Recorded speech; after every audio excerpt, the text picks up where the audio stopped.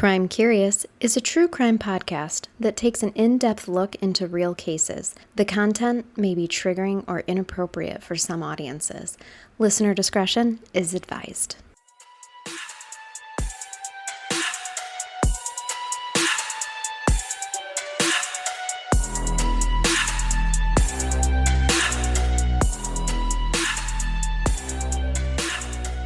Welcome to Crime Curious. I'm your host, Charnell Lennox, and back by popular demand with me is Judge Megan. Hi, Megan. Hi, Charnell. You know what I realized after the last time we recorded? People literally stand up when you walk into a room, and I didn't even call you Your Honor once on the podcast. And I mean, what a lost opportunity. I'm so sorry. I don't stand up when you walk into a room. So Your Majesty, I'm so sorry. I did not acknowledge.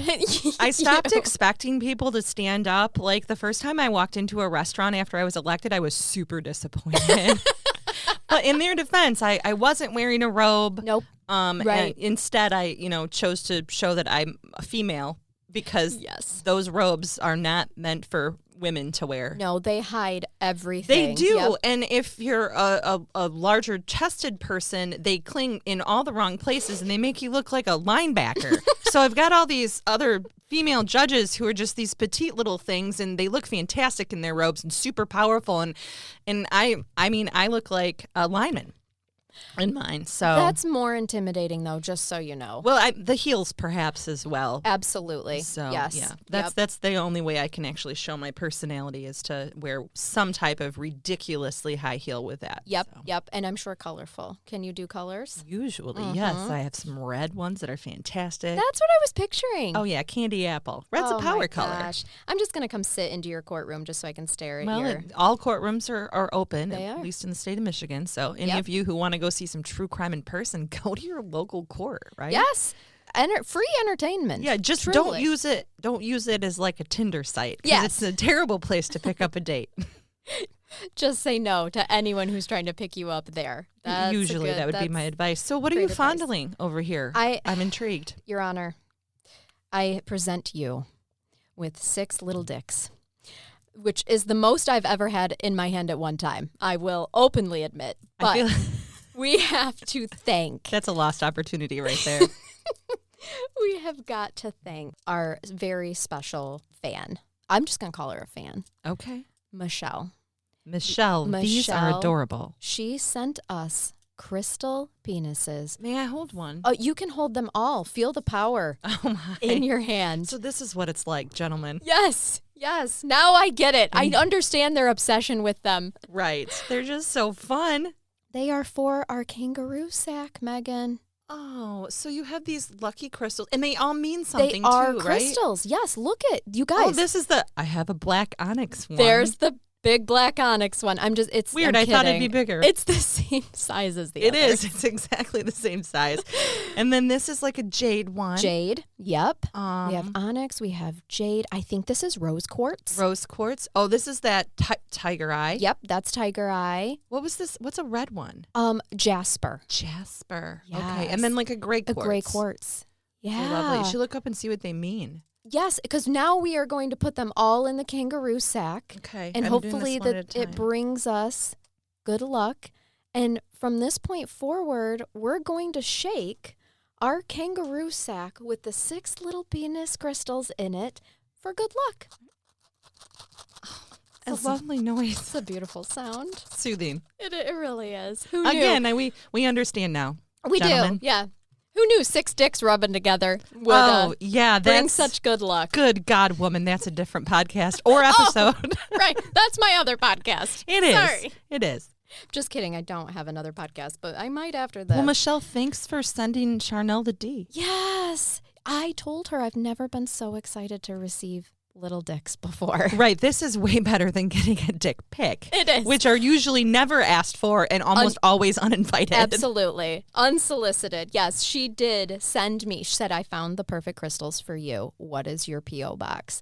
And she was so right. So thank you so much. I feel like my life is complete that I have a kangaroo scrotum sack with little crystal penises inside it. It doesn't get any better than that. No. And you guys, you cannot get this shit on any other podcast. I'm sorry. but only here. You guys should see how empowered Charnell is right now.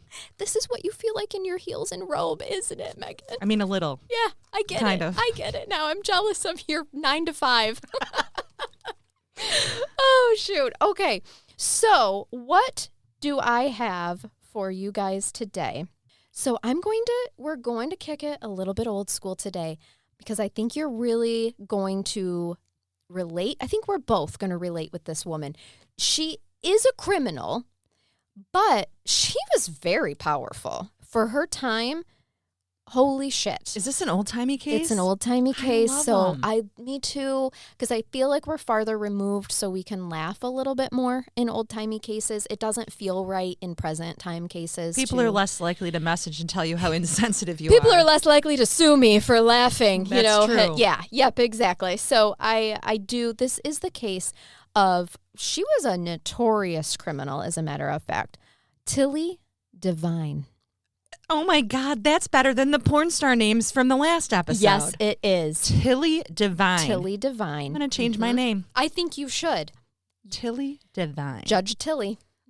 At your service. Do you picture her like in one of those old-timey burlesque outfits with like the lace and the front's a little higher and like the leather boots? What you're describing is a madam, and I'm here to tell you that Tilley Devine was the madam of her time. This is even better. It's an amazing case. So Tilley's a criminal, but we already She kind of is, like her a but little. You're not going to hate everything about Tilley. Okay. Okay. Okay. And kind of history doesn't hate everything about her. Like, she kind of does go down in history as recognizing that for her time, what she accomplished, actually her and her nemesis, who's also a very powerful woman, Ooh. yeah, they history does kind of recognize, like, okay, yeah, the choices that you made, not so great, but the fact that you could do this in your time shows what a badass bitch you were. So I had to bring it to the people, the crime-curious people. All right, jump in. I got to hear about Miss Tilley. So Tilley was actually born Matilda Mary Twiss.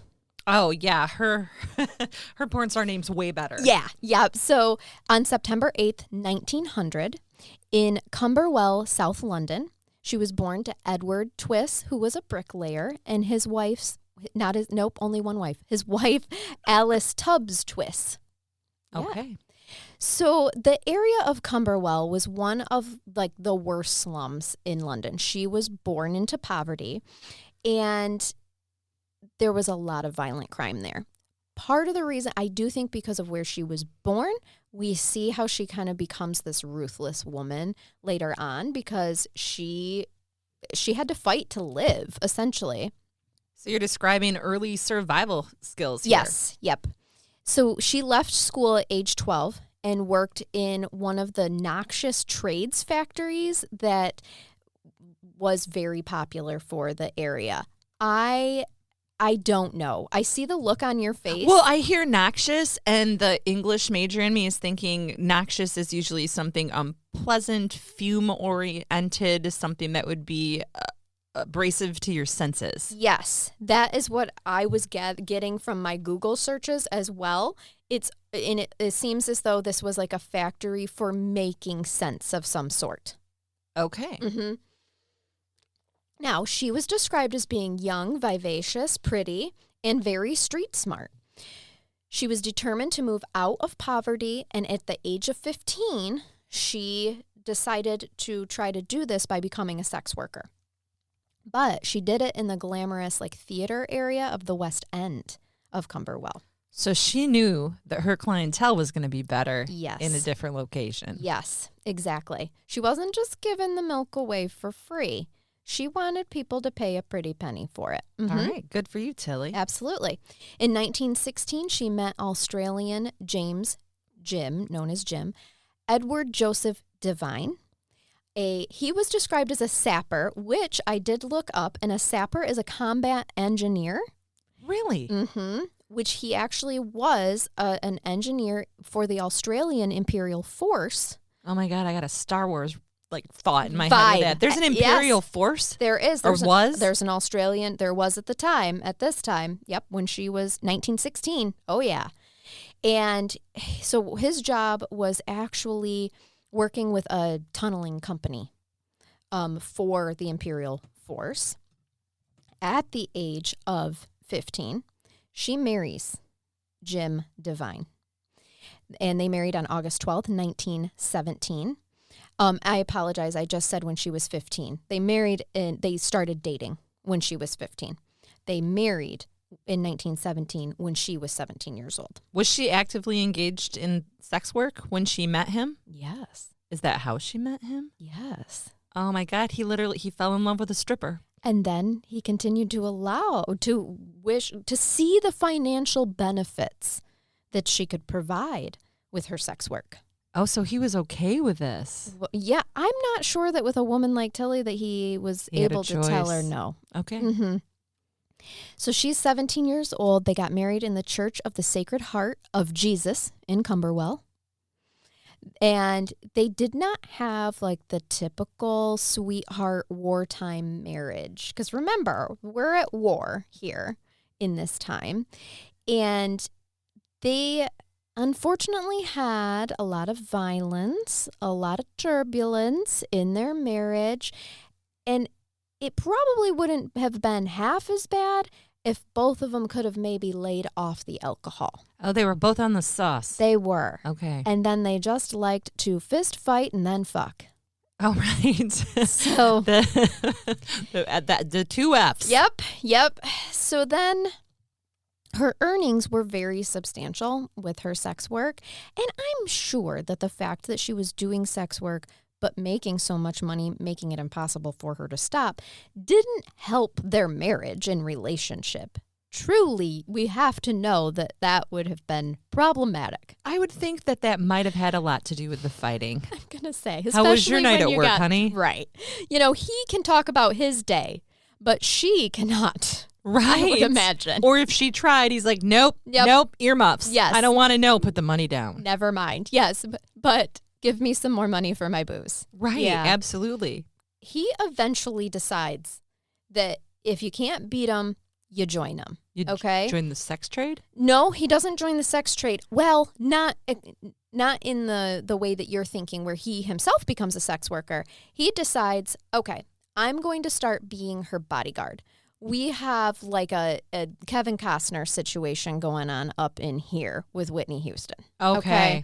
It is, I am going to kind of help pick these men for you, make sure that they are not harming you in any way. He's now going to have his hand in it. Okay. Is it almost sweet? Like he's trying to keep her safe and pick like the safe ones? I think this one looks clean. I think there's a sweetness in there somewhere, question mark? Or he was just super jealous and wanted to be involved and know everything that was going on. That thought crossed my mind too. Well, like, is this power and control, or is this I legitimately want to be your bodyguard? Yeah, knowing our domestic violence situations and the power and control wheel, but probably the latter. I'll say this though, Tilley could throw a punch as much as she was taking one. So their relationship was equally as combative. All right. So I don't know. He just decides that he is going to be her heavy, and they're going to continue to work the streets, the finer parts of the streets. And this is when, in October 1918, they'd only been married for a year at this point in time. She is first arrested for soliciting on the Strand, and they noticed that she had no problem paying the hefty fine of 40 shillings rather to keep her ass out of jail. So the police are like, she's been doing this for a while and she gets good money. Like, to be able to pay 40 shillings so you don't have to go to jail. I don't know how much a shilling is in, 1918, but the record books show that this raised some eyebrows of like, oh, she's fetching a fair price. She's good at what she does. Uh-huh. The two do have a son together. I don't know how paternity was established before anybody asks me that question. Oh, I don't think it was. I'm guessing not, but they had a son named Frederick together. And Jim returns to Australia in 1919. Tilley then follows him on the War Bride ship. Okay. And that ship was called the Waimana? Yeah, sure. Give me a spelling. Remember that. You would ask for that. Waimana. Waimana. I see. Yeah, Waimana for sure. Yeah. And the Waimana arrived with Tilley on it in Sydney, January 13th, 1920. So they weren't apart like super long. Their son, Frederick, did remain in London with his grandparents. Oh, really? They left the baby and she went with him? They did. I wonder if that was normal for the time. I wondered that too because, he was from Australia. He worked for the Australia Empire. Imperial Army. Force. Right. So he has to go back, right? And she's his bride. The Devines lived in a rented flat in Glenmore. In Glenmore on Paddington Road, which was another rundown slum area that was overcrowded and badly constructed. It was described as ramshackle dwellings. Okay. So not, they had wealth in London and then back to the slum. Well, I don't know if they pissed it all away or what, Drank it. or what. Yeah. Or what's happening here that they first move into this rundown area. I found this little nugget too. So the inner eastern suburbs of where they were at in Paddington was home to some of the most notorious and violent underworld people. They had what was called, this is terrifying, razor gangs. Razor gangs. Razor gangs. These are just gangs that carry around razors and go around slitting people. Oh, like Jack the Ripper style. Yeah, with razors. Okay. Yeah, they had lots of drug peddling happening, of course. And they had sly grog sellers, which we will get to what a sly grog is too. I'm putting so much knowledge, old-timey knowledge on us today. A sly grog. I just like how it sounds. Me too. Sly grog. So there's lots of brothels that were occupied by murky, seedy people of the city. Okay. And a little backstory. So this is the area. This is Paddington where they live. Now, a little backstory is that in 1916, so this is before Tilley is married to Jim, the government actually passed the Liquor Act, which made the sale of alcohol illegal after 6 p.m., and that's what created the sly grog industry. Oh, grog is a drink. Yeah. I'm getting it now. Sly okay. grog is prohibited liquor after 6 p.m. I see. So it wasn't necessarily prohibition, but they put a curfew on it. They did. Yeah. Because nothing good happens after 6 o'clock in the slum. Yep. Yes. Okay. Here we would say midnight. There, 6 p.m. That's where it. Fair enough. Where well, the line is. we're not talking about electricity here, so it's legit dark. Yeah. I mean, unless you're walking around with a candle. Right.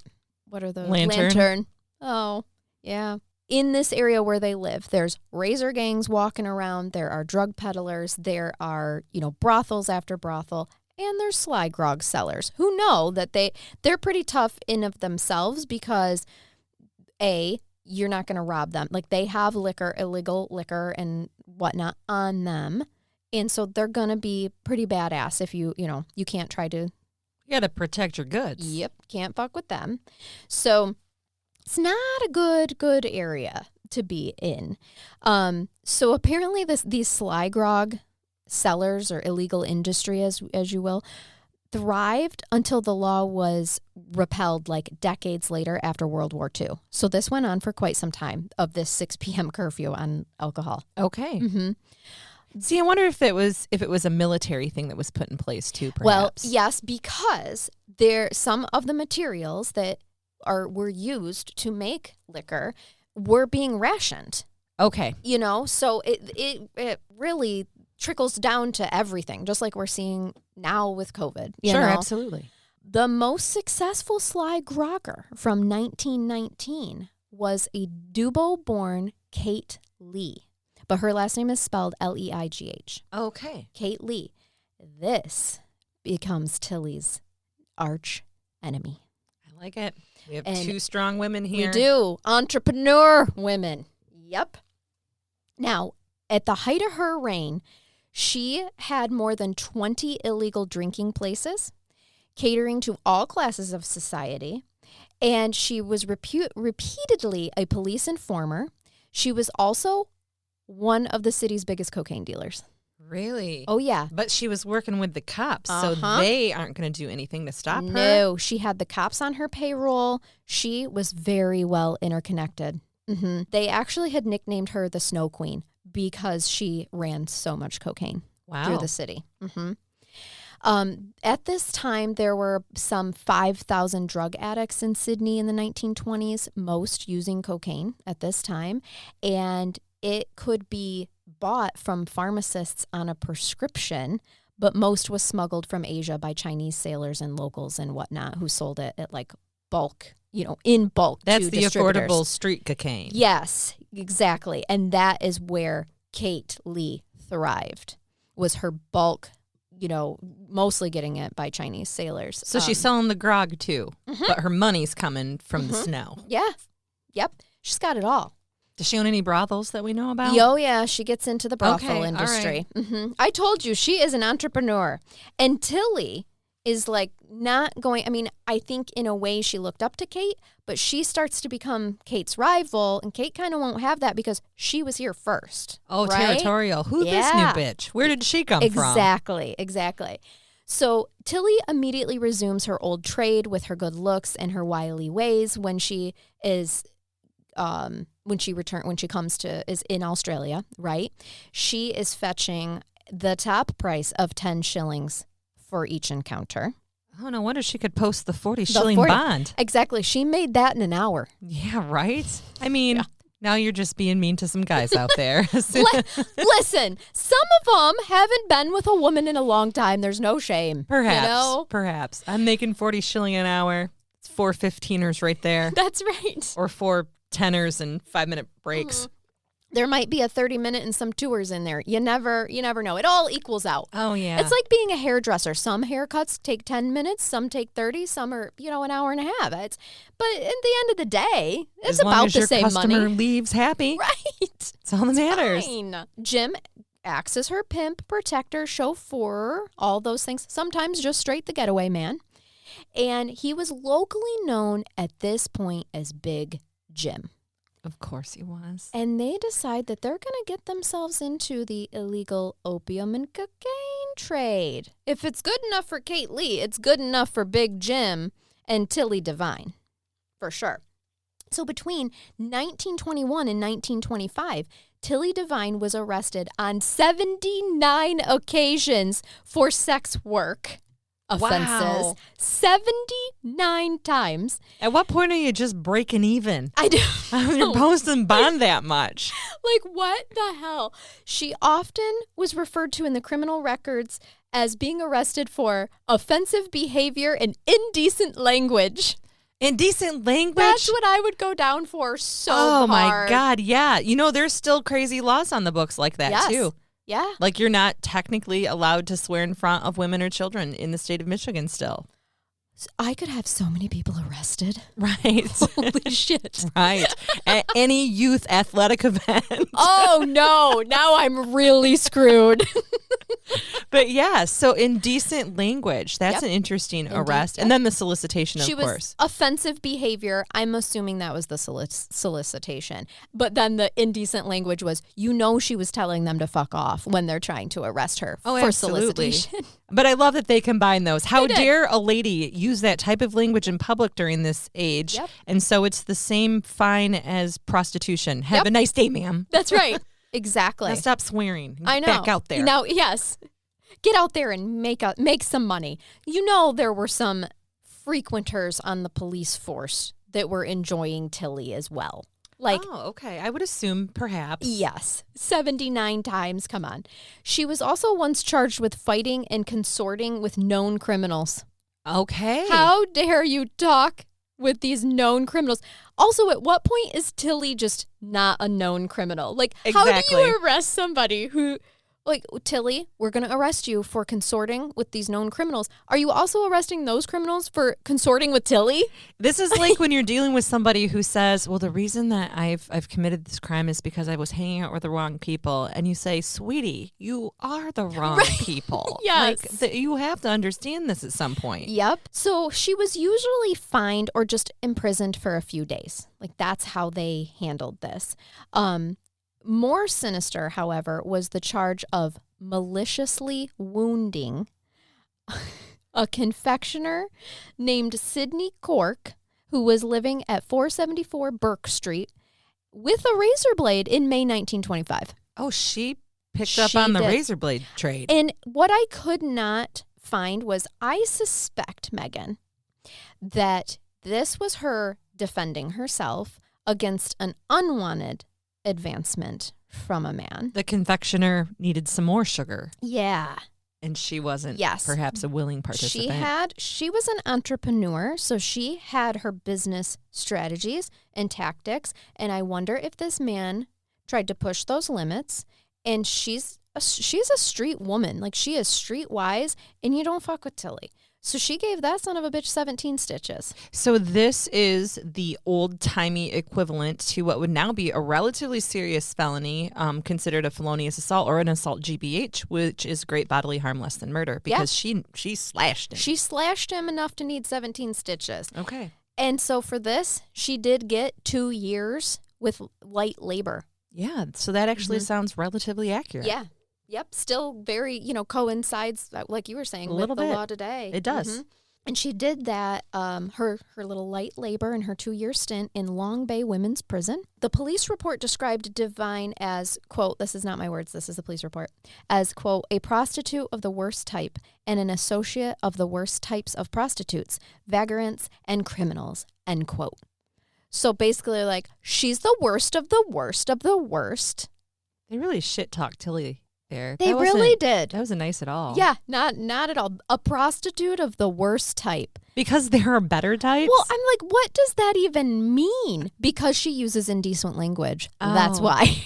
Was Kate it was Kate, right? Was she a better, like a higher class type of prostitute? I don't know, but I do know that the history books like Kate better than Tilley. Okay, it always works that way. Uh-huh. I think it's because she was there first. I really do. Kate was a charmer, too. Kate really had... Well, this is her home turf. Mm-hmm. She is Australian. And remember, this is she her was area. a police informant. So she was very charismatic, very... Well, and history is written by the winners. Yeah. So they do... The history books do seem to write more favorably about Kate, even though she was doing some big, dirty things before Tilley came along. I mean, my God, she was the largest cocaine dealer in their town, for crying out loud. There were like 5,000 addicts, and she's got them all. Yeah, now I just want to call Kate the Big Dirty. She really was the Snow Queen. The Snow Queen, the Big Dirty. The Big Dirty Snow Queen. So I want to tell you, you're really going to appreciate this loophole in the law, I think. So the New South Wales Police, they came up with an amended act of 1908 that made it an offense for a man to operate a brothel as a pimp or profit from the earnings of prostitution at all. Okay, so that this was act of very 1908. Feminist of them. Mm-hmm. Trying to keep people safe from men, right? Yep. But the loophole that Tilley finds with this prohibition is that there's a lot of sexist wording in that. It specifically keeps saying a man.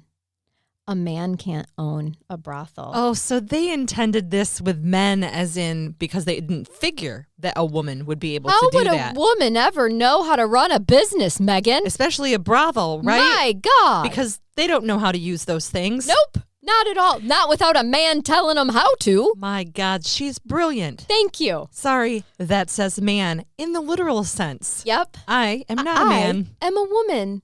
So I'm going to go ahead and own these brothels. This and is profit from this sex work. Mama Kitties. Uh-huh. Right? Yes, exactly. If you guys don't Tilley. know, that's what my madam name is going to be someday if I ever get to own my brothel, Stiletto. Yeah, I'm going to be Mama Kitty. And I think I'll have a picture of Tilley on the wall. I think you should. I'm telling you, she figures out this loophole and she's like, guess what? I'm busting and I know my looks aren't going to last forever. So I need a flow of cash.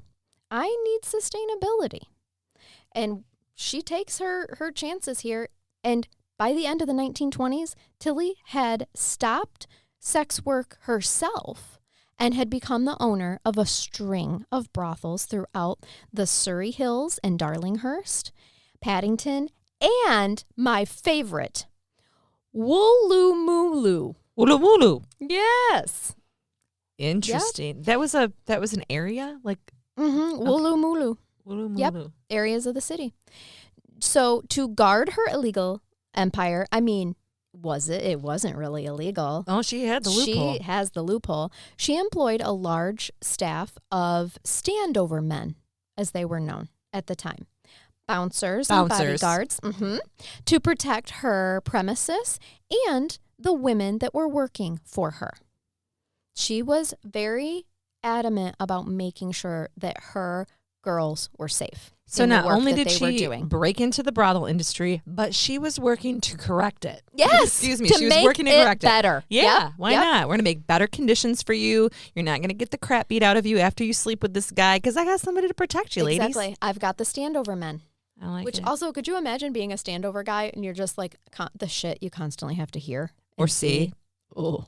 Well, I mean, so sorry. I think there's a whole group in society that is like, what do you mean? You pay people for that? I'll do it for free. That's a good point.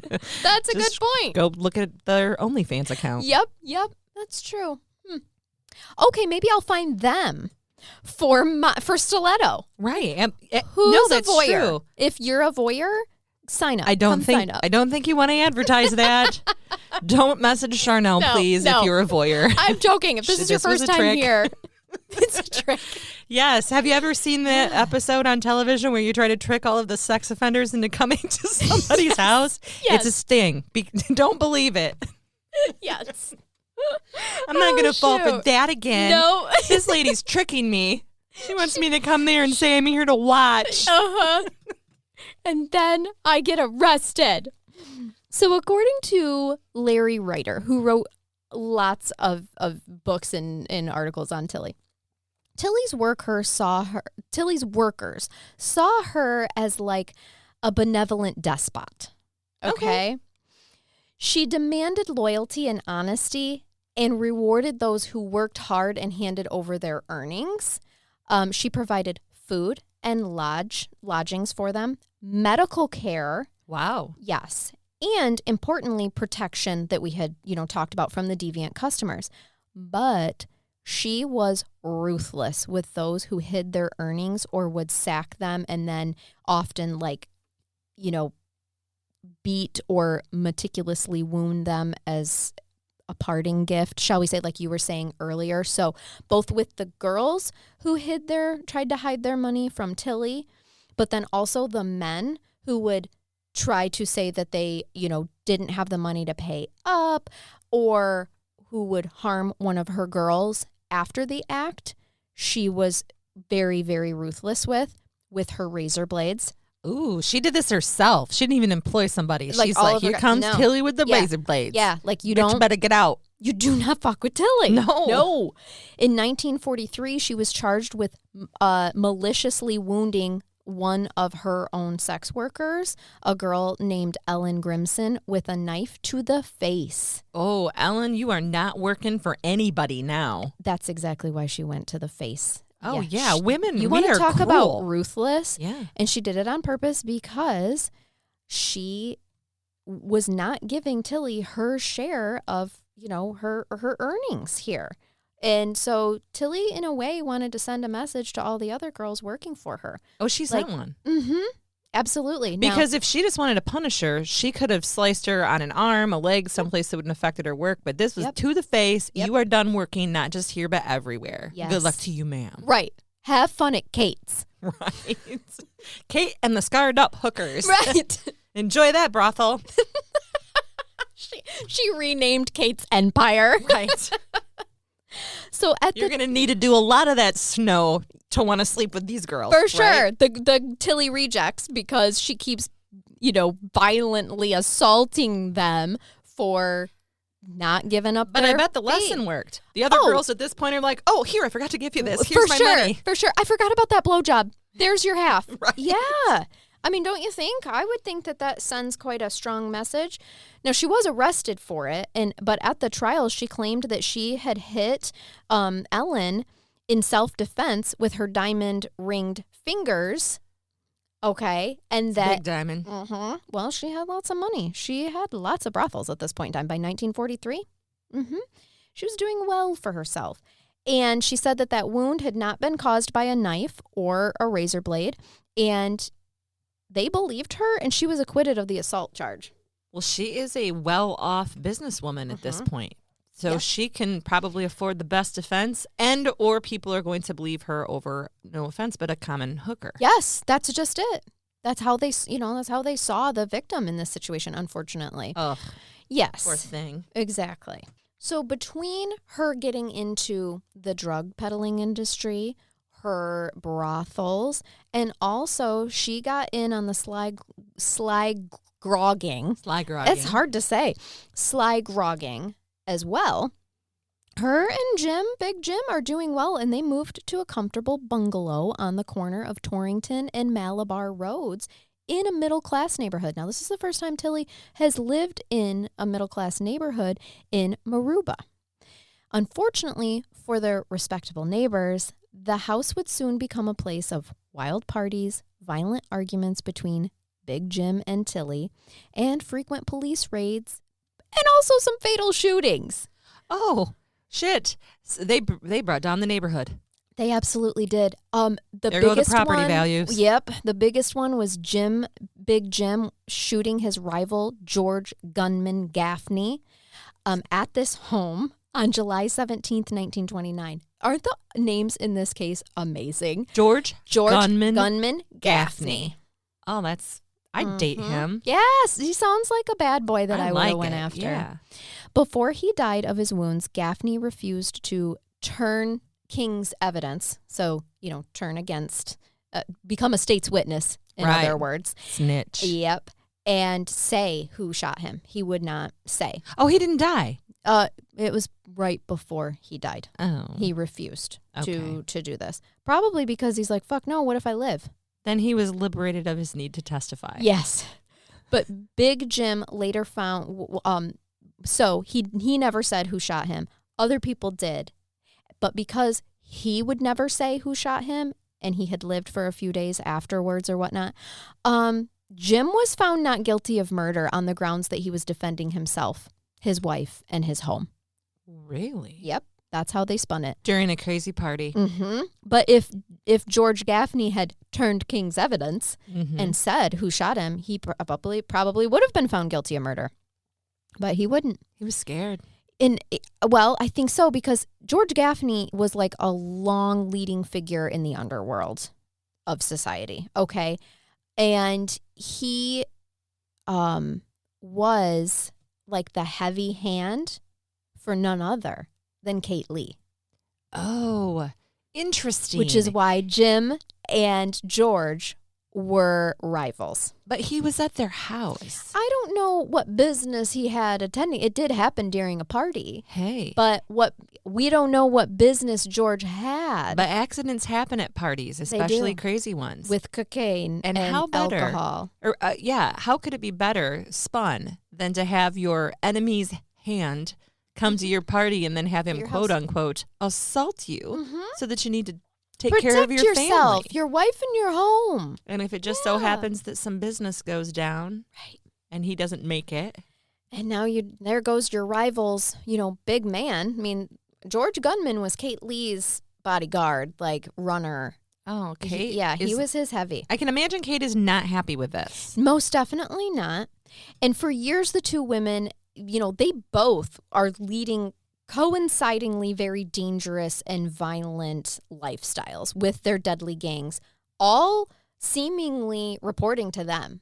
Like, they ran this shit. Dude, this is awful, but at the same time, I'm sitting here thinking the two biggest, crime organizations here at this point in time are run by women. Yes, exactly. These two ladies are owning it. I don't hate this. Okay. I'm very conflicted here. And also, the reason that they can is because of historically, well, not even historically, we still fucking do it today, all of our sexism. Okay? Yeah, they worded it. The fact that you word your laws to say man only, this is on you, frankly. I think it's brilliant. Me too. In the 1930s, Tilley did make frequent court appearances, usually for assault, indecent language, and consorting offenses. From like 1930 to 1936, she was constantly being arrested for these things, and which is also cumbersome to the police department. The other thing, though, in court, she was always lavishly, flamboyantly dressed. She was dripping with diamonds. She wore furs. She had dramatic updos, and her demeanor was very, very performative and modeled like basically after the rich and the famous. So she is acting as a woman of society. Yes. High class. Yes. Dripping in diamonds and looking like she's just a little bit better than everybody else in there. And how could you possibly convict that woman, right? I mean, this is a business. And she is just doing things that that men thought women weren't capable of, using their brains to run a business. Weird. Yeah. So she's going to show them, yes, look at these diamonds, look at these furs. And I'm using everything above the shoulders to run this business and not below. That's right. And she's still, even lavishly dressed up until 1936, still getting arrested for her, righteous behaviors and consorting. But this time she assaulted a police officer. Well, you can take the girl out of the slums of London, but you can't take the slums of London out of the girl. Absolutely not. Yes, that's just it. She's got that deeply ingrained. Like, she may be wearing fur, but she will throw a hook. I will cut you. Yeah. Her defense lawyer promised the judge that Tilley would leave the country for 2 years rather than be punished by yet another stretch in Long Bay. Ooh. Yes, she As did. A sentence. She got booted. And we actually can't do that now, but it sounds really appealing when know. you say it like that. What a great argument. When we get to just send our troubles to other countries. That's what they used to do. It is. Well, even over here, It's Rhode wild. Island, right? But at the same token, it's not easy to get to and from like it is today. Right. So No, I you're could getting on a see steamer. I could see how it's like, hey, 4 months to go across the ocean. You're probably not going to want to come back here anytime soon. Right? So they send Tilley to London.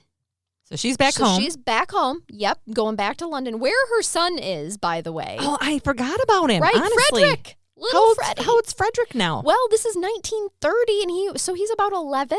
My God, they haven't even raised their child. No, it's a different episode. Grandparents have. So she's supposed to stay gone for 2 years. She does not.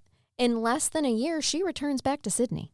So she did not follow through with the agreement. She did not, but also she surprises Big Jim, who's, not expecting her for 2 years. And like less than a year later, she shows up. Surprise, honey. I'm home. I'm home.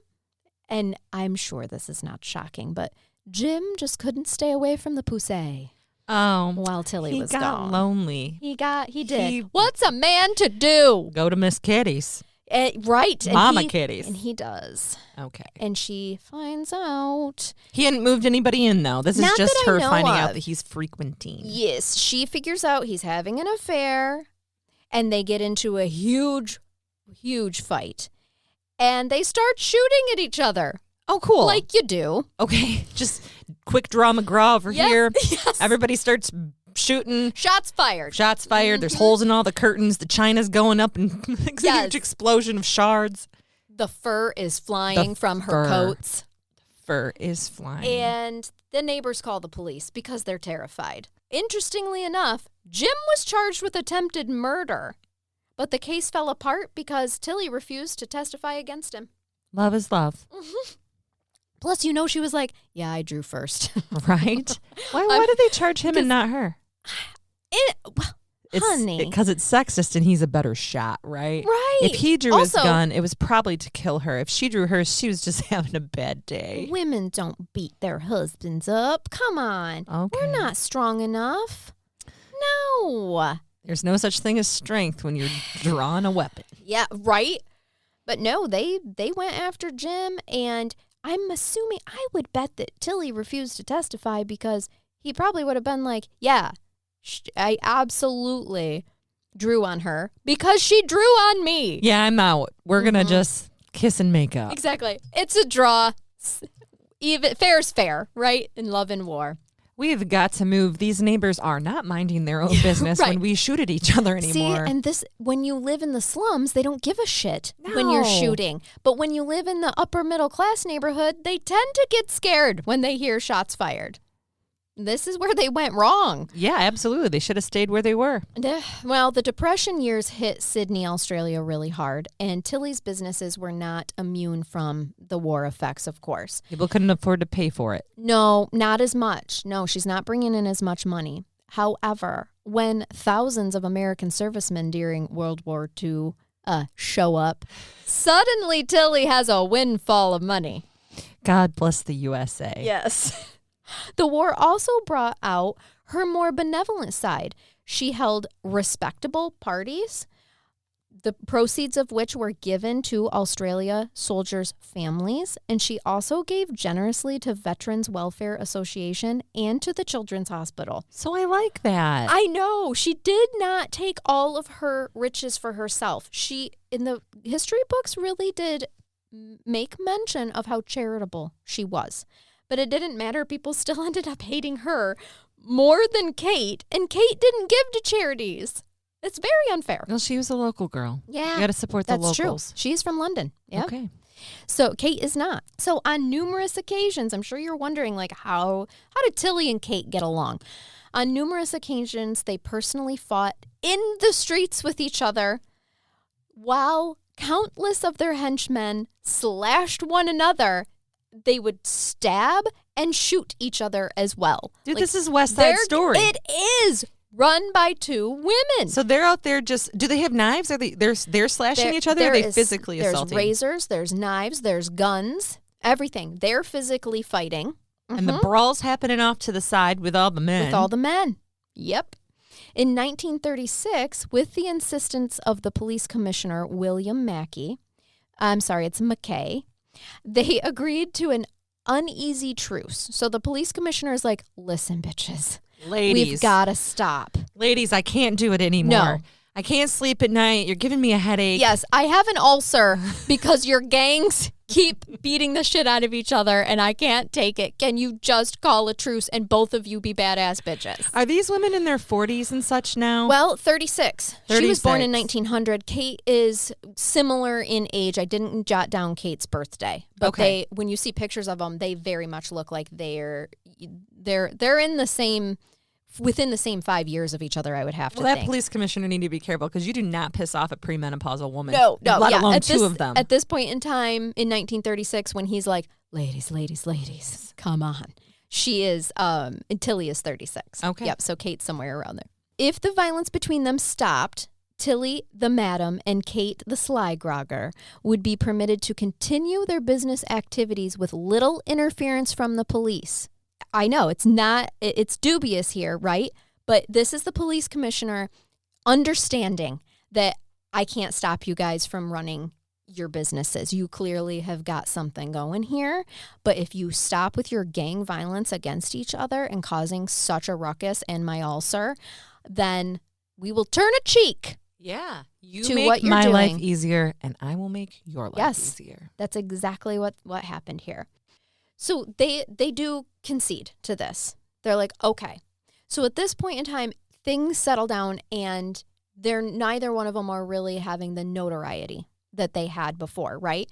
So in March 1943, Tilley files for divorce from Big Jim on the grounds of cruelty. She's had enough.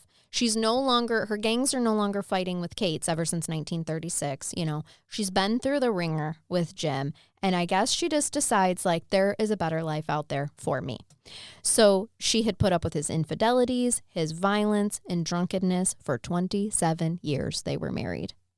And she quickly fell for another man named Eric Parsons. He was a seaman. We love a good seaman on Crime Curious. Oh my goodness. And He was a U.S. seaman or he was an Australian seaman? now it's interesting Was that he you say that. from over the I'm lake not- or down under? I'm not sure. With a name like Eric Parsons, it Sounds sounds very American to me, but I don't know. Very Puritan. Yeah, I'm not sure. I just know that he was a seaman and a barman, and a few years younger than Tilley. So get it, Till. Good for you, Mama. You're like rocking your mid-40s now at this point. Yeah, she's 43. Rocking the mid-40s with a younger man. That's right. I dig on you, her Tilley. arm. The love with Eric does not last long because he gets, in 1945, a little taste of Tilley's violence that she used against Jim as well so many years. During a drunken argument, Tilley shot him and was arrested for attempted murder. Oh, good gracious. You can only hide your crazy for but- so long, Charnell. Absolutely. We all try. I know. And I just do a podcast about it, showing mine. So No, you publicize the crazy. Yeah. Yep. It's better. all out there. It's better. When the case went to court in March, Parsons refused to testify against her and the charge was dropped. And they went ahead and got married in May 1945. Yes. So, Yes. you shot at me. You shot me. You didn't just shoot at me. You shot me. him during an argument. And I think that I just love you more than I ever did before. Get down on one knee while bleeding profusely. And now we're going to get married. Now we're going to get married. Yeah. That's wild times. Engagement gunshots. They're a thing. You know, is this what shotgun wedding really meant? Oh, fuck, that's great. I think maybe you can see merch. I want a t-shirt that says shotgun wedding with a picture of Tilley holding a gun in the old-timey outfit and Eric on the ground proposing. Because that's I want it. That's kind of how this went down. Or artwork. Totally put that in my office. Yes. True crime artwork. Yes. Yep. Shotgun wedding. Now, they had a hell of a wedding party. It was like the party of the century, okay? It went all the way. It started on a Saturday. It went all the way into Sunday evening. They were celebrating their wedding so hard. Oh, I like that, I too. know. Party with Tilley. I feel like my wedding reception was very boring compared to Tilley's. Yeah, 2-day long parties. Yes. Yep. Gunshots. Now, just so you know, Yeah. I can't go on without at least 3 arrests Oh, my God. at her wedding reception. It ain't a fucking party if there aren't 3 arrests. Yep. So that's how we know. I mean, they are officially married, and this is one hell of a shindig because there were a lot of brawls that were broken up and 3 arrests made. None of them were the happy newlyweds, right? No, Okay. no. It was all the other guests. All the guests. Probably dipping into the cocaine and a lot of the alcohol, of course. I mean, we're on a 48-hour affair here. They were binging. Partying. That was from the special buffet. Right. I'm not sure what she served, but whatever she served Saturday probably did not sustain people all the way until Sunday evening. Cocktails and dreams. At one point in time were people just like, okay, I think the party's over now. I missed church today. I got to go to work tomorrow. Probably time to stop celebrating Tilley and Eric. Now, I will say they stayed married for 12 years. It seemed to be that marriage was much less violent, even though it started with her shooting him. So I feel like if you shoot the man at the beginning of the relationship, the chances that he is going to assault you or beat you must significantly go down throughout the rest of the relationship. And I'm not advocating for that, people. I'm making an observation. Yes, it definitely sets the bar, right? Yeah, this guy's like, I am not going to ask her what's for dinner tonight. Nope. And everything she cooks is delicious. Everything. Even that burnt chicken fried steak was delish. No, I agree. Also, anything she does to him that doesn't rise to a gunshot wound probably seems less to him. Like, oh, well, she gave me 2 black eyes, but at least she didn't shoot me this time. Right? So she rolls over in the morning. She goes, remember that time I shot you? Right. Could you go get me some coffee? Yeah. Time for my coffee. My morning cup of joe, Eric. Get on it. What ended their marriage was actually, sadly, Eric Parsons died from cancer in November 1958. Oh, okay. So they were happily married. She was widowed. She was widowed. Mm-hmm. In 1948, so 10 years before, shortly after she marries Eric, Tilley sailed first class to England to visit her elderly father. She did return. Her and Eric were witness to Queen Elizabeth's coronation in 1953. They were? Mm-hmm. Which I just had to put in here. Because we just lost her. We just lost her. Mm-hmm. So they were there. This notorious criminal witnessed the coronation. She sure did with her husband. By any chance, did she go to see her son? He conveniently is left out. I don't recall. I wrote these notes like 2 weeks ago, but I don't recall Frederick coming back up. Yeah. Maybe we'll get to it in my notes, but I don't think so. Yes. Maybe, I mean, it was her parents that were raising him, so I'm sure. But at this point, he's an adult, so I'm not sure what. This might have been the best thing for Frederick. Interesting that you say that, because I thought the same thing when I was reading this. I'm glad you had enough sense. Yeah, she made a good decision. Mm-hmm. Her lifestyle did not support raising a healthy, well-adjusted child. No, not even at that time. Mm-mm. Her London escapades were elaborately noted in the gossip columns of both the British and the Sydney newspapers, which fetched her as being one of Sydney's wealthiest citizens at the time. She was doing very well, but all of that media attention and naming her the wealthiest, one of the wealthiest citizens. I mean, if you really think about this kind of, granted, it is drugs, sex, and alcohol that's getting her all of this money, right? Which I don't have a problem with. But she doesn't necessarily want to be known for this, because it paints a huge target on her. Exactly. In October 1955, the Australian Tax Department catches up with her. Isn't it just so funny that people apparently they read the newspapers. People can commit all kinds of crimes, but the thing that does you in every time is the damn tax department, right? No matter where you are, what country, they're reading the paper and they're going, that's a lot of money. I don't see where that I got did paid. Not that report bitch didn't pay that. me. Uh-huh. No. Yeah. Okay. Are you going to tell me she goes down for tax evasion? Well, she had to pay $20,000 in unpaid income tax and fines.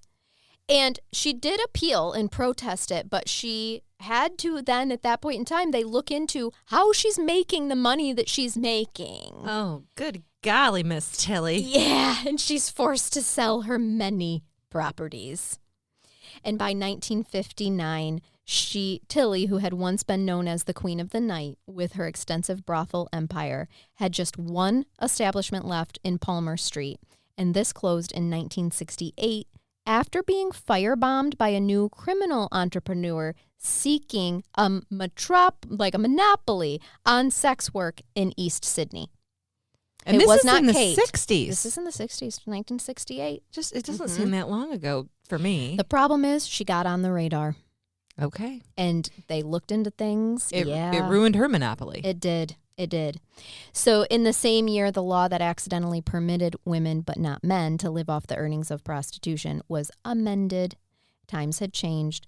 And now most of Tilley's Razor Gang associates were either dead or on to like a new generation of gang of rivals. So her reign is over.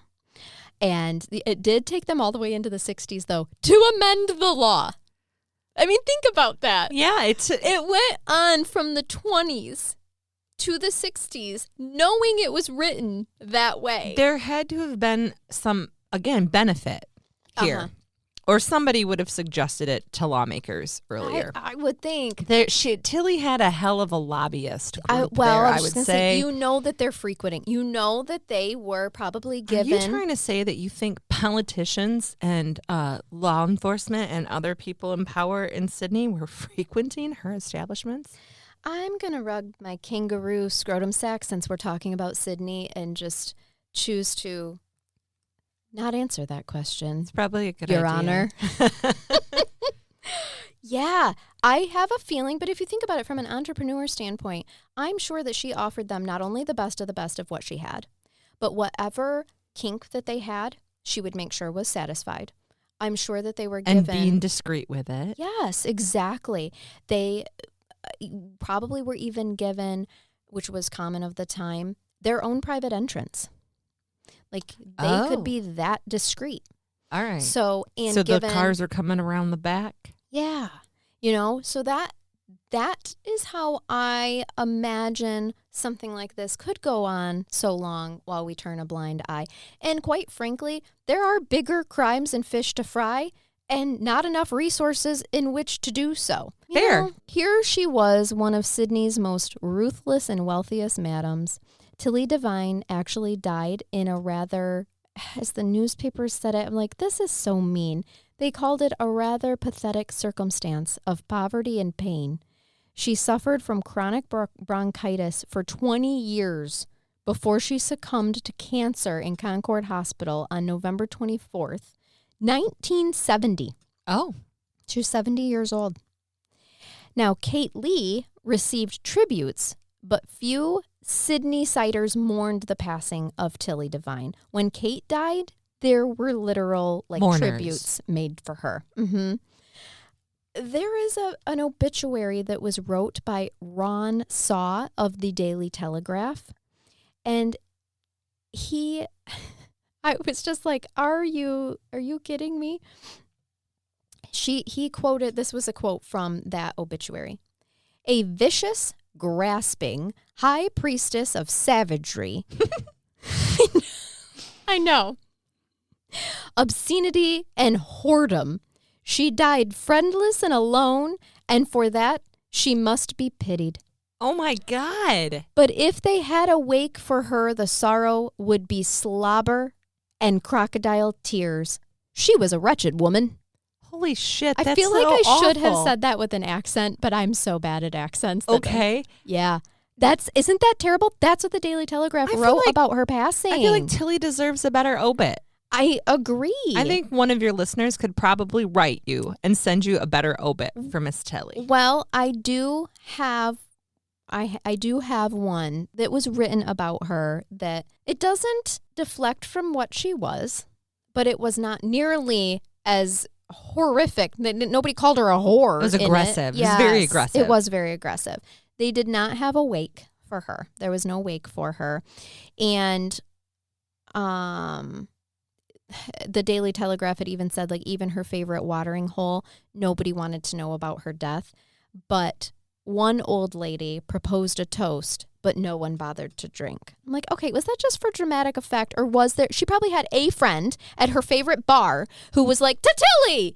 And everybody else was like, who the fuck's Tilley? Because no one's paying attention to an 80-year-old. Right. No one's paying attention to an 80-year-old sitting at the bar. And she's 80 at this point in time. Her people are long gone that she ran with. So she's probably not out there making a bunch of friends.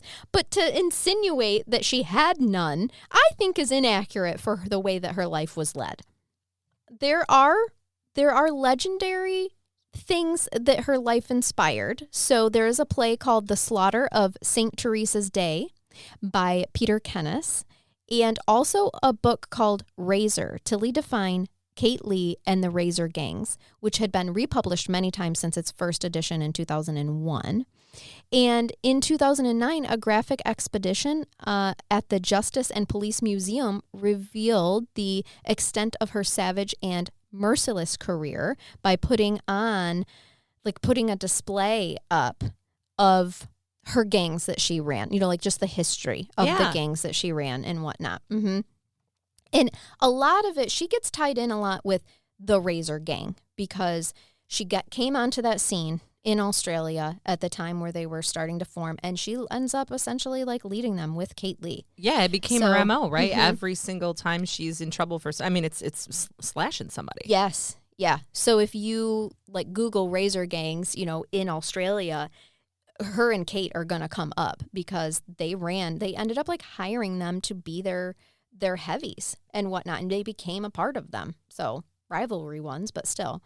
So here is what I could find the closest thing to an obituary that was written about Tilley. It says, Tilley Devine, the queen of Woolloomooloo is dead. She died in Concord Presbyterian Hospital last night. Times changed Tilley as they changed the loo, which must be what they called Woollooloo. Oh my God. Woolloomulu. Woo! So they must have called it the loo. In her heyday, she admitted wearing more diamonds than the Queen of England, and better ones too. Oh, shit. But she died, as Tilley would have put it, broke. Tilley's married name was Mrs. Matilda Parsons. With her first husband, underworld identity, Big Jim Devine, she came to Australia from London in 1919. She made a fortune during the war from her sly grog. She did her bit for the war effort by reducing the sly grog price of a bottle of beer by 3 pence to the men in uniform.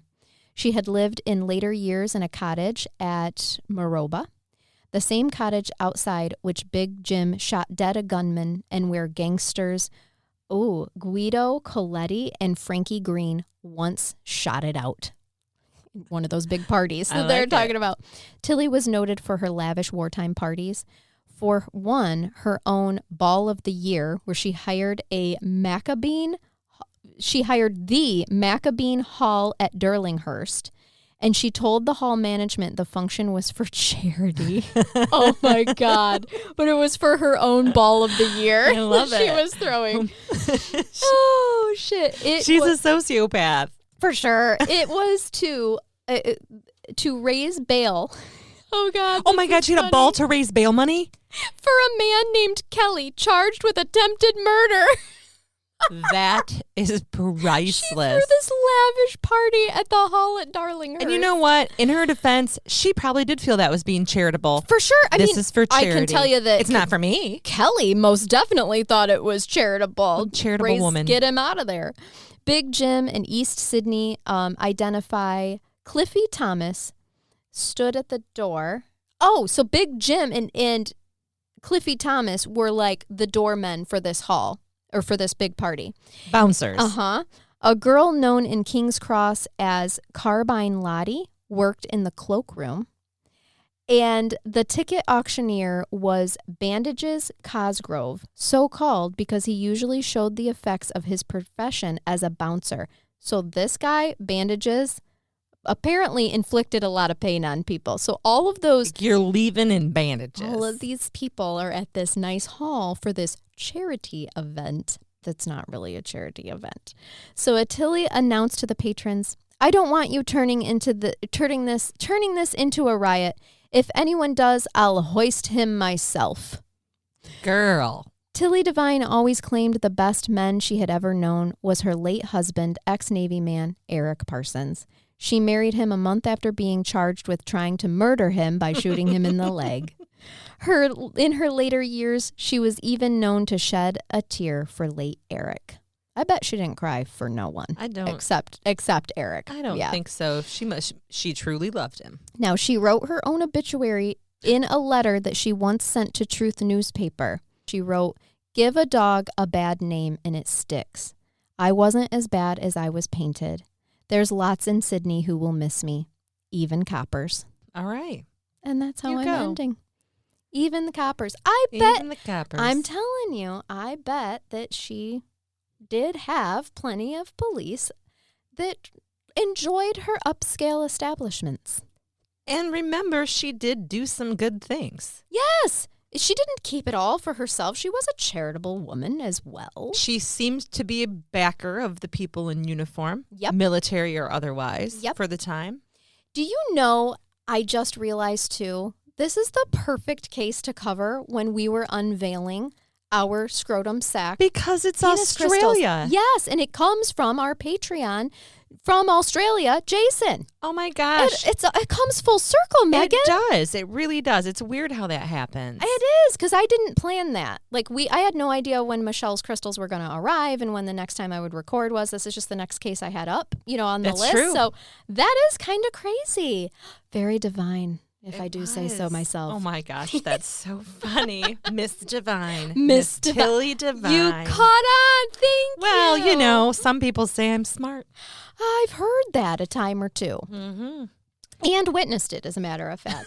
Well, I try. There is a newspaper clipping that I am going to post for followers that is Tilley and Kate at a social function. Together. And they wrote a whole article about the two leaders of the Surrey Hills Society being together at the same time. The Surrey Hills Society, though? So they're making this more upscale than it was. Yep, there they are. That's this Tilley. is them older. They look like they like each other. I know. The picture of the year, it says. This is the picture of the year because they were Do we know which is which? Enemies. Yes, this is Tilley. Miss Tilley's a little bit prettier than Miss Kate. A little bit. But for whatever reason, I pictured it the other way around, and I think it's because of the way that society paints her compared to Kate when they were literally doing the same things. But see, I think the difference is I don't think Kate got arrested like Tilley did. Well, but again, She was a local. She was, but I don't think she had the mouth on her. No, yeah, that. So they're engaged in the same behaviors or the same businesses, but Miss Tilley can't keep her potty mouth shut, right? No, I know. So that gets her in trouble. I understand. You and I both know, as women who perhaps sometimes use other than lovely ladylike language, some people make a decision about you based off of that. Yes, a judgment. Yeah. Absolutely. So, and I have my grandma to thank for my language. So, and she was a strong woman. She also ate dessert first because she said, I don't know if I'm going to fucking live until the end of the meal. So I'm eating my dessert first. Hail Norma, right? Norma, I love you. Yeah. Yes. Yeah. It's a true thing. That's a great way to live, actually. When I was 8 years old, I learned to tell somebody that if I didn't like what they were bringing to the table, fuck you and the horse you rode in on. Because that's what my grandma said. Mom wasn't super impressed. I bet not. I mean, not that she didn't hear it too, but she's like, Norma, seriously? She's 8. Could we not? Can we not? Oh, I love this. Oh. Well, Norma, I think I'm now going to start channeling her at all my meals. And those two ladies right in there. They may have done some bad things, hurt some people. If you notice, though, I didn't find information where they were directly killing people. I mean, this isn't like a serial killer case. It did surprise me that there wasn't any murder, at least on her part, that was disclosed. Yes, I'm sure that we can assume gangs carried out things for her, but she was known to hurt men who treated her ladies wrong or hurt the ladies that treated her wrong. I mean, that's just nature. Like, progressive. This is, yeah, I like how brilliant both of these women, frankly, were for their, for the time. And not even for the time. We've always been fucking brilliant, but I mean, they're going against what society expected of them and knew men would be intimidated by this. I mean, my God, they wrote actual laws totally discrediting a woman for being able to run a brothel. The rhetoric of the time wouldn't have necessarily included the female sex. It would have just been included. It would have just assumed with men and probably hoped that the application was meant for everyone. But they found the loophole, like you said. Yeah. Yep. And it's just so ironic that it's on brothels specifically. Right. Like, you can't have a brothel without a woman. Unless you're an all-man brothel. But I don't know, did those exist? Did they exist? I don't know, because we don't ever hear about those if they did. I feel like now I need to research that. I know. I would absolutely love to know. But I don't think so. Women weren't, we just didn't. No, because it wouldn't have been expected. It wasn't appropriate. No, right? It was not accepted. So, and then there's the obvious, right? Do women actually have to pay for sex? Because it's usually there as an option. That's a good point. So yes. That would have been a terrible business to go into. Right. Yep. That is so true. Yeah. When women can find dick anywhere. Right. When women wanted the love, they simply walk into the bar, turn over to the guy next to him, and say hi. Yes. Exactly. Where are you from? I was gonna be more subtle, girl. No, not when they're on the prowl. They're just. I'm just saying it is that easy. Right. So we know men do have to work harder. There are no male brothels. Yeah. No. At least not that women would be paying to attend. Right. Right. Right. Good point. Okay. So for a brain bath, I have a personal one. Oh, yay. Okay. It recently happened to me. And I may do even a short little video clip just so others know what they can expect if they'd like to listen to Crime Curious. But I was in a local grocery store not 2 days ago, Megan. Ooh. Yes. And I am minding my business. Our town is small. You don't go to the local grocery store without seeing people you know. You always see someone you know. Always. Or no recognize. Matter how incognito that you are trying to be, right? What were you wearing? Well, I was in workout shorts in a tank top. Okay. Nothing. I was not, I don't wear a lot of makeup though anyway. So, I mean, I'm not looking fantastic or by any means. But you're wearing workout clothes. Yeah, yep. And I'm innocently reaching in, everybody, for a jug of milk. I have to buy them 2 at a time for my large family. Yep, every 2 days. We go through 2 gallons of milk and, a gallon of milk a day. So I'm just doing a quick little trip in and out of this store, grab myself a gallon of milk, go in to grab the second gallon, and it slips in slow motion from my tiny childlike hand. And it does not just break. Okay. It explodes. It fucking explodes. Megan, it was all over my face. It exploded. I looked like a bad home pornography video. Okay? It is on my face. It is dripping down my boobs into my bra. You've just been spray painted. Down my legs. And it is a Friday. You gave yourself a facial everywhere. I did. A milk bath, actually. And there are people. Oh, I wasn't using the term facial as in milk. So there were people watching this whole thing. Everyone in that moment in the store needed milk because from what I could tell, I turned around and they were all there going, "Oh no." But when I turn around, I don't realize it is so profusely all over my face. And this little old lady goes, "Oh, honey, you're going to need to clean your face up." And then suddenly I can feel it drip onto my shoulder. I'm wearing a tank top. I can feel it drip onto my shoulder as I'm trying to explain. I don't even know what I'm trying to explain other than it slipped. What I said was, "That's how my day's going." I don't even know why I said that.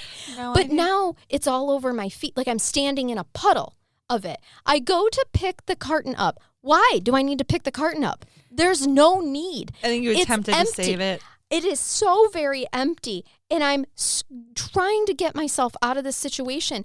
I'm surrounded by a moat of milk. And I go to step. Well, of course, it's squish.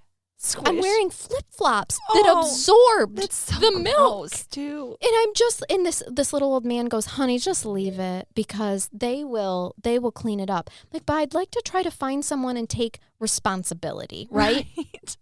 There is this one worker at this particular store. He seems to be like maybe 19 or so. He hates his job. Oh. And I avoid his line every time I go to this store. Because he doesn't make it a pleasant shopping experience. He's such a dick, and I want to just literally kick him in the nuts every time I have an exchange with him. And wouldn't you know it, that's the motherfucker who walks by. Of course. And he's looking over, he's like, "Oh, her." Right. Probably. He's got his earbuds in, and he's not wearing his apron yet. And I was like, "Excuse me, you work here, right?"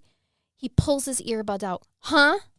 I said, "You work here, right? I'm sorry, but this slipped out of my hand." And he looks down and sees what the situation is and goes, "Good God. What did he say? I will clock in and get somebody on this." I was like, "Thank you. I'm really sorry." And he doesn't even wait for me to say that. He's just walking away. Puts his earbud back in his ear. He did. And he walks absolutely away. Put his earbud back in his ear. His ear. I'm sure he was listening to Crime Curious. I'm sure. If not, he should be. Right. Son, now you need to get a better attitude. Or quit your job and get one you enjoy. If you hate this job so much. Some people don't enjoy anything, though. That's true. There are those people. And I'm not sure that I can't. I'm not sure what were you bring able this to get your second gallon of milk? Oh, just wait for it. So I'm discreetly trying to get away from this mess. Okay, I had cleaned my face up, but I hadn't looked down until I heard my flip-flops squishing. Exactly. I got about 5 steps away from the mess, Megan, and I looked down and realized it's dripping down my legs. And I'm just like, what? I'm in the middle of a main aisle now. I'm not bending over to wipe my legs off. And all of a sudden I hear, "Hey, Charnell." And I look up, and there standing before me is one of my husband's friends. Oh, no. And he wants to talk to me about how Jacob is doing. My oldest. Yes, who had an injury. He did. He had an injury in football, his first game, and dislocated shoulder, and he's just tenderly asking me how he is. He's like, "I know he worked so hard." Does he not notice that you are dripping wet? Like you literally look like you're lactating? At this point in time, I'm like, "Please don't look at my legs or my shirt. I'm wearing a white tank top. It's a workout tank top, right?" Weird how they want to stop and talk to you then. I'm like, "Oh my God, please." I'm hiding behind this cart, and we're having a lovely conversation, but behind me, I can hear everyone going, "Oh God, what a mess. Oh, don't slip in that. Watch out for that milk. Jesus, who did this?" I just because can't. I'm only 5 steps away from the mess I created. I think you just leave the cart and walk out of the store and start over someplace else. I considered it, but my kids needed I was there for dinner provisions. Okay, like you really I had to get this stuff, right? So then I have this conversation with him. He walks past me and I hear him go, "Oh God," to his daughter. "Look at that mess." And I'm like, "Oh Jesus, yes, it's me." I take 2 more steps and another person, "Hey Charnell, how's Jacob doing?" I had to have a full-on another conversation with another lovely lady who knows me about my son. Does no one recognize that you are wet? If they did. Like covers and smell like milk. Oh, I smell like the inside of a processed udder for sure. 100% I do. Maybe they just assumed you'd had a hell of a workout. You're wearing workout clothes. I do wonder that. You look sweaty. Yes, because no one said anything. But then as they passed me, they then noticed the milk, and both of them were like, "Oh, what a mess." So I then heard another mom. As you're squishing past them down the aisle. Yes. And I heard another mom go, "Tavion, get out of that milk." The kids are playing in it. Yes. Then I finally think this is behind me, and I was in an aisle by myself and wiped my little chicken sticks up so it's not dripping down my legs anymore. Yeah. I'm still squishing though, and I hear over the loudspeaker, "Hey, we need an associate to the milk department. There's been an incident." Not even a spill. Oh my God, I'm the incident. It was that same kid that that doesn't like his job, and it could have been worse. Doesn't like me. Could have made it back to the front to check you out. Well, I've decided I would either do the self-checkout or, I'm really going to heavily check the person, like who is this person's line that I'm getting into. I need a friendly face. I'm having a bad day. Yes. I did go to I hate the self-checkouts, so I did go to a regular person, and I did tell them that I need to pay for, I was like, I'm the milk incident, and so I'd like to pay for the gallon of milk that exploded. And she was like, she then looks down at my shirt and says, "Is that milk?" And I was like, "You mean all over me?" "Yes." She goes, "That's okay. We don't make people pay for spills like that." I was like, "Oh, that's so nice of you." She had pity. She took did. pity on you. She, by the state of my disheveledness, and my shoes are still squishing. And she's the only person, by the way, of 2 actual friends, people you know, who've noticed that you are wet, covered in milk, and squishing. And I'm wondering if they really, like you said, if they just thought it was sweat, and because they hadn't seen the milk yet. They did not see the milk spill until after they walked past me. And at that point, I wonder if they were like, "Huh, was that milk all over Charnell?" Was that in Charnell? hindsight, yeah. What was the incident? Yep. Oh, God, that's fantastic. Well, I'm sorry. And I love that your response is, "Well, that's my day." That's my day. And it really was just wrapped up. I had spent the entire day doing a shitty-ass investigation, and I did not want to human anymore, frankly. And I hate the grocery store. Hate it. Oh, but yeah, I needed food to feed my children, and my husband usually goes, but he knows so many people. If I send him, it's an hour and a half long situation. Because he talks to everybody. Mm-hmm. Do the pickup. You have to schedule it ahead of a time. You do, and then your brands aren't always right. Right, Yeah, I know. right. I understand that, yep. too. So it was just going to be a quick trip, Megan. Just a quick trip in there, in and out. Yeah, no. And so I got to stand there with my shame behind me, talking to people that I know, listening to strangers carry on about the mess I made. And now you will be forever referred to as the incident. There's been an I'm incident the in the milk aisle. I am the milky incident. I had to wash those shoes. I had to come home and shower. I was a sticky, utter mess. That's so punny. That's adorable. Is milk sticky? It is. I'm here to tell you. Well, I mean, it has very sucrose. Lactose is a sugar. Yeah, absolutely. I guess that makes sense now. I can tell you that it was very sticky. I could have caught flies with my entire body by the time I got home. Yep. And I was trying to do a video for the Patreons about it because I was soaked, but I looked so awful and was still so embarrassed from the whole situation. I deleted the video. Charnell, I can't. You do realize if you were to call that grocery store, I bet they have it on video. I know they do. Okay. I know that they do. And which is why I was going to take accountability and pay for it. Because I'm like, I would like to come back to this store. Yeah, I think they're right, though. I think when people have those accidents, like with the glass containers in the pasta aisle and the stuff like that, too, they don't make people pay for it. It was nice of you to offer, though. You're a decent human being. I tried. You're a decent incident. I'm the incident. The milk incident. But, oh, gosh. Okay. Well, thank you guys for hanging out with us today. If you are so inclined, feel free to follow me on social media. Crime.Curious for Instagram, Crime Curious Podcast on Facebook, and @CuriousCrime for Twitter. You can send case suggestions to crimecurious@yahoo.com. And if you want to binge extra content, join Patreon at patreon.com/crimecurious. Or you can click on the link that's in the show notes for that. And until next time, everybody, bye-bye. Bye-bye.